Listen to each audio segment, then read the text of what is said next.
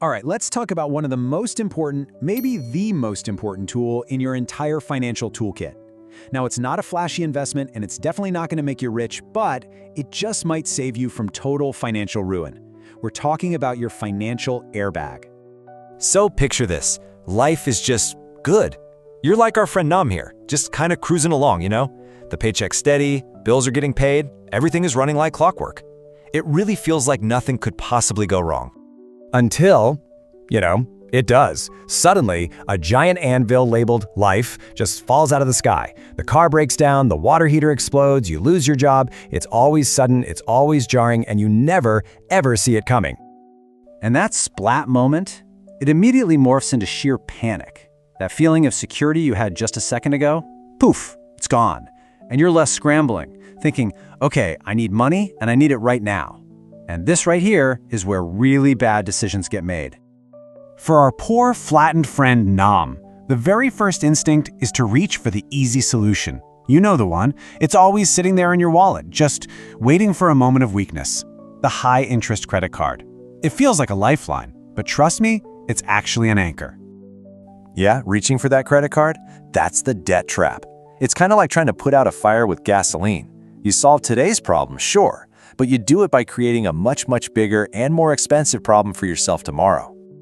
But wait, hold on. Our voice of logic, Specs, is here to jump in. Before you make that impulsive, panicky move, you need to know there's a tool that was designed for this exact moment. There really is a better way.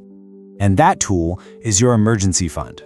And look, it's not just a pile of savings, okay? It's a dedicated, purpose-built, protective cushion designed to absorb the financial impact of life's unexpected hits, just like an airbag in a car. And this slide really just lays it all out, doesn't it? It shows the two completely different realities. Without an emergency fund, when life hits that wall, you go flying through the windshield. It's painful, it's damaging, and it takes a really long time to recover from. But with a fund, a big fluffy pillow of cash just puffs out and you bounce off it. The crisis becomes just an inconvenience. So, the big question, how big should this airbag be? Well, the standard advice, the rule of thumb, is to have about 3 to 6 months worth of your essential living expenses saved up. We're talking enough to cover your rent, your groceries, your utilities, the absolute must-pays if your income suddenly vanished. Now, I know what you're probably thinking right about now.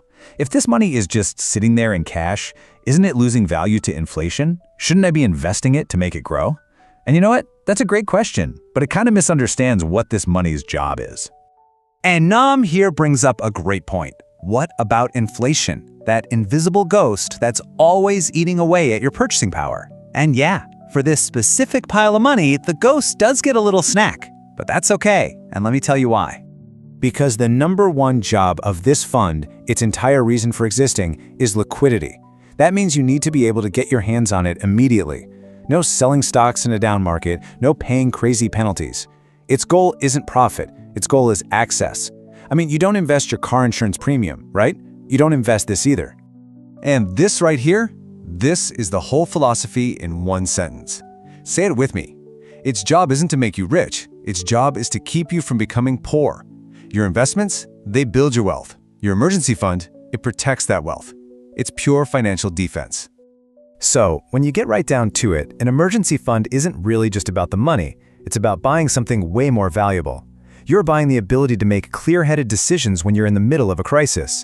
You're buying freedom from that gut-wrenching panic. So how do you actually build one?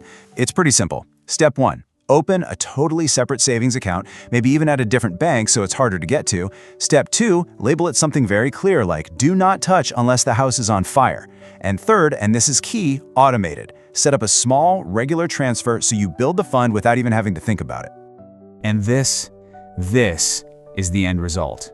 This is what it's all for. The ability to actually sleep at night, knowing that if life decides to throw a punch, you're ready. You've got that cushion. That feeling is called financial peace. And honestly, it's priceless. So maybe we should stop calling it an emergency fund. Let's call it what it really is. It's sleep insurance. You pay these small premiums into it every month, and in return, you get to rest easy knowing that you are protected from whatever life throws your way. And all of this leaves us with one final, really important question to think about.